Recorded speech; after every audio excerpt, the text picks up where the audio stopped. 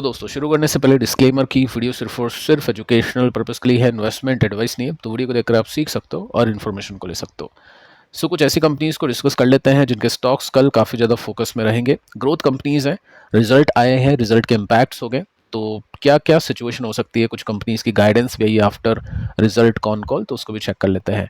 तो first company देखते हैं जिसका नाम है तत्व चिंतन। अब देखिए वैल्यूएशन काफ़ी ऊपर है इसकी, और वही कंपनीज अभी चल रही है जिनकी वैल्यूएशन काफ़ी हाई है, क्योंकि वैल्यूएशन हाई होने का मतलब यह है कि उन कंपनी के रिजल्ट अच्छे आने वाले हैं। और जिन कंपनीज की वैल्यूएशन लो है उसका मतलब यह है कि उन कंपनी के रिजल्ट अच्छे नहीं आएंगे कुछ क्वार्टर्स तक।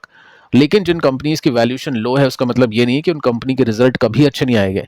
तो जो पेशेंस वाला इन्वेस्टर है, जो वेट एंड वॉच करना चाहता है, अपनी होल्डिंग्स देखना चाहता है कुछ साल और सस्ते में स्टॉक लेना चाहता है, वो उन कंपनी के स्टॉक्स को लेगा जो अच्छी कंपनी है लेकिन इस खराब फेज की वजह से अभी नीचे है। लेकिन जो इन्वेस्टर अभी प्रॉफिट अपने बुक करना चाहता है या प्रॉफिट देखना चाहता है अपने पोर्टफोलियो के अंदर, या फिर कुछ ऐसी कंपनी के ऊपर फोकस करना चाहता है जो कंपनी अभी ग्रोथ फेज में है या कंपनी की ग्रोथ का फायदा उठाना चाहता है, तो वो ऐसी कंपनीज को देखेगा जिनके नंबर्स अच्छे आ रहे हैं, जो कंपनी अच्छा परफॉर्म करी है। सो उसमें से एक कंपनी है तत्व चिंतन। अब यहाँ पे देखिए सेल्स कंपनी के 24% के साथ में बढ़ी है, ठीक है, और क्यों उनकी बेसिस में ज़्यादा कुछ खास जंप नहीं है। प्रॉफिट की बात करें तो 902% के साथ में बढ़ चुका है, यानी 10 गुना हो चुका है प्रॉफिट। 1 करोड़ का प्रॉफिट था पिछले साल, अभी 10 करोड़ का प्रॉफिट हुआ है। लेकिन पिछले क्वार्टर के कंपैरिजन में प्रॉफिट घटा है, गिरा है, तो इसको भी देखना है, क्योंकि जब भी कंपनी अपने पुराने प्रॉफिट को रिक्लेम कर रही होती है तो मार्केट क्यू बेसिस पे देखता है चीज़ों को कि आप कैसे ग्रो कर रहे हो, आप वापस से उस प्रॉफिट को ले पाओगे या नहीं, तो आप क्वार्टर ऑन क्वार्टर बेसिस पे कैसे परफॉर्म करो। तो क्वार्टर ऑन क्वार्टर बेसिस में यहाँ पे कंपनी ने 50% का डिप दिखाया, लेकिन वायर बेसिस में 902% का जंप इसने दिखा दिया है। सो यहाँ पे आप नोट करोगे ना तो प्रॉफिट के मार्जिन में कोई दिक्कत नहीं है। 21% के प्रॉफिट के मार्जिन यहाँ पे आए हैं, तभी जाके प्रॉफिट काफ़ी अच्छा है। पिछले कुछ क्वार्टर के मार्जिन को देखने चले तो 8, 15, 18, 19 था, लेकिन इस बार 21% है। तो ये चीज़ हो सकता है मार्केट को पसंद आए, लेकिन प्रॉब्लम क्या है? प्रॉब्लम यह है कि क्यों क्यों बेसिस पे कंपनी ने 15 का प्रॉफिट 10 दिखाया और यहाँ पे 1, 6, 9, 15, तो इस तरह से कंपनी ग्रो कर रही थी अपने प्रीवियस प्रॉफिट को रिक्लेम करने के लिए, लेकिन अब कंपनी यहाँ पे डाउन हो चुकी है क्यों उनके बेसिस पे। सो वायनवा बेसिस की कहानी कुछ ऐसी है कि कंपनी को एक टाइम पर 95 करोड़ का प्रॉफिट था, उसके बाद में प्रॉफिट गिर के 5 करोड़ का होता है। अब कंपनी वापस से 95 करोड़ तक पहुंचने की कोशिश कर रही है। सो वायनवा बेसिस पे डेटा अच्छा दिखेगा, लेकिन क्यों के बेसिस पे डेटा अच्छा नहीं दिखेगा। सो लेट्स सी कि मार्केट इसको किस तरह से देखता है, क्योंकि गैस अभी जब शॉर्टेज के अंदर थी, बहुत ज़्यादा शॉर्टेज के अंदर थी, तब इस कंपनी को मेजर नुकसान हुआ था, क्योंकि गैस को लेकर काफ़ी ज़्यादा कंपनी डिपेंडेंट है। सो इसके बेसिस पे ये जो क्वार्टर अच्छा नहीं आया, तो देखते हैं इन्वेस्टर इसको किस तरह से देखते हैं। बाकी गिरावट के बाद में जो रिकवरी चल रही है वो यहाँ पे ख़त्म हो गई थी। ये चीज़ आप देख सकते हैं, जब ट्रेंड वीक हो जाए नंबर्स आने से पहले या फिर नंबर्स आने के आसपास, तो फिर समझ जाना कि मार्केट को आइडिया है पहले से, और कंपनी नीचे से 161% ऊपर आ चुकी है, लेकिन यहाँ पे ट्रेंड अभी वीक है। अगर ये इस ट्रेंड को वापस से रिज्यूम करती है तो चांसेस काफ़ी हाई हो गए। ऐसा नहीं खरीदना बेचना है, जस्ट मैं आपको स्टडी पर्पज से बता रहा हूँ कि ऐसी और भी कंपनीज आपको मिलेगी जिस पे आपको कन्विक्शन हो। आपको देखना कैसे कंपनी को जज कैसे करना है वो मैं आपको सिखा रहा हूँ। किसी को इस कंपनी के ऊपर कन्विक्शन हो सकता है, किसी को नहीं हो, तो बाकी और भी कंपनीज है, बट पैटर्न आपका सेम होना चाहिए स्टडी करने का, तो वो चीज़ आप यहाँ पे सीख सकते हैं।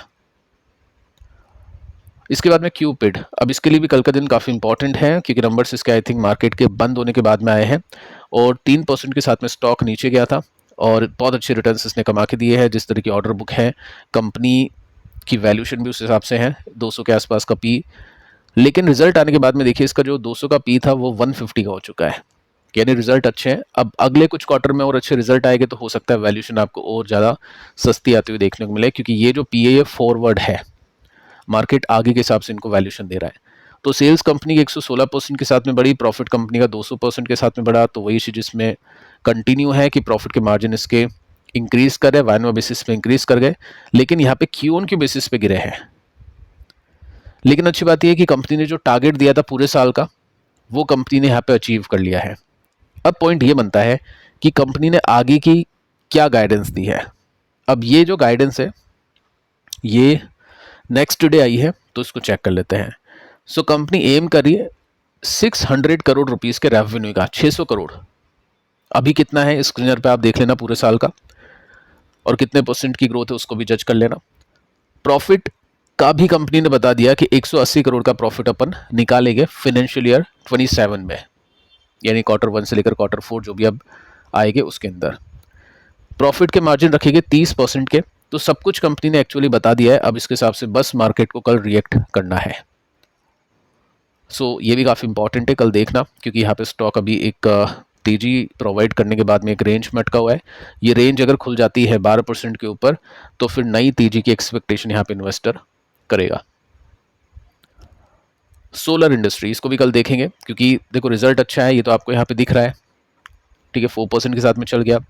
यहाँ पे भी आप देख सकते हैं दोनों बीट है, लेकिन गाइडेंस, इसकी गाइडेंस या फिर हम बोल सकते हैं एक्सपोर्ट का डेटा इसको नेक्स्ट डे दिया है कंपनी ने मार्केट के बंद होने के बाद में, तो इसके भी रिएक्शन अपन देखेंगे।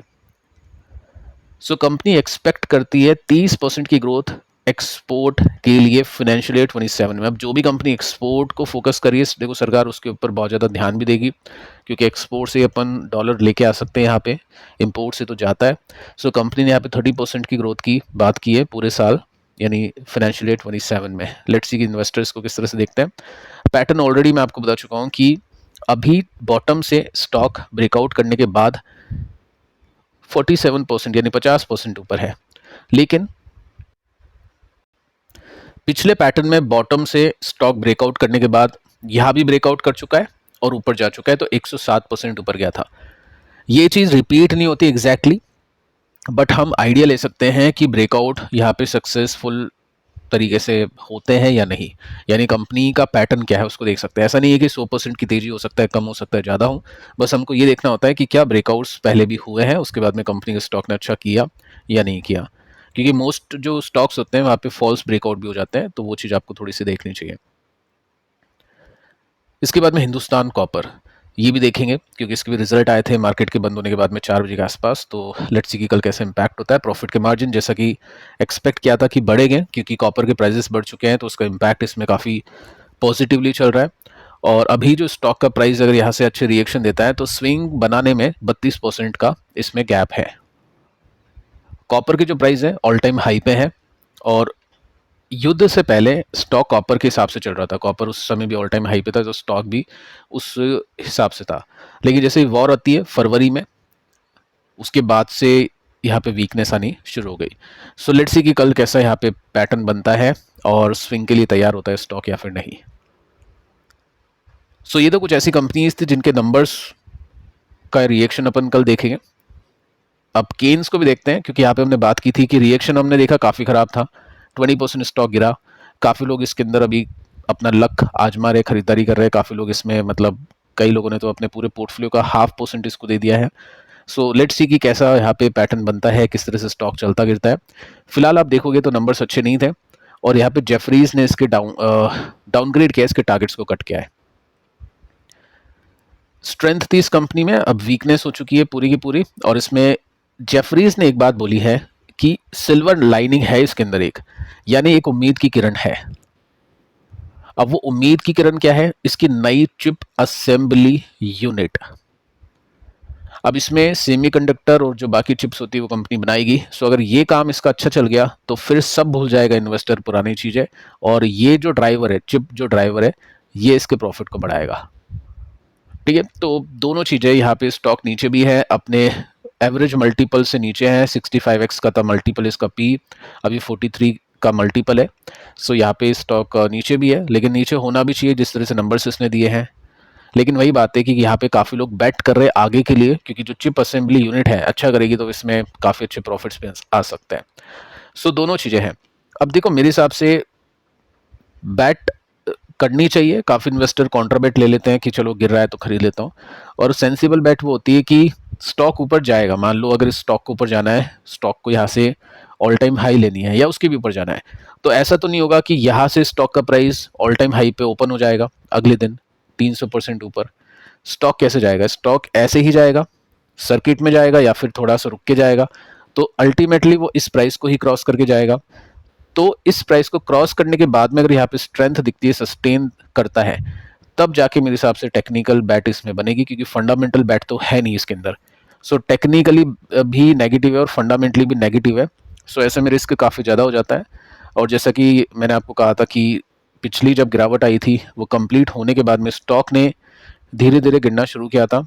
तो वही सिचुएशन अपन यहाँ पे देख पा रहे हैं। आज जो अपन ने अभी ओपनिंग क्लोजिंग प्राइस देखा स्टॉक का, वो आपको ये बता रहा है कि स्टॉक 2% नीचे था।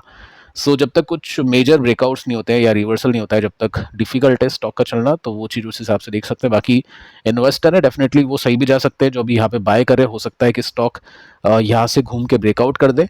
और ये जो तेजी है जो इन्वेस्टर कैप्चर नहीं कर पाएगा, अगर वो यहाँ पे बाय करता है तो वो लोग यहाँ पे बाय कर मतलब कैप्चर कर ले, वो भी पॉसिबल है।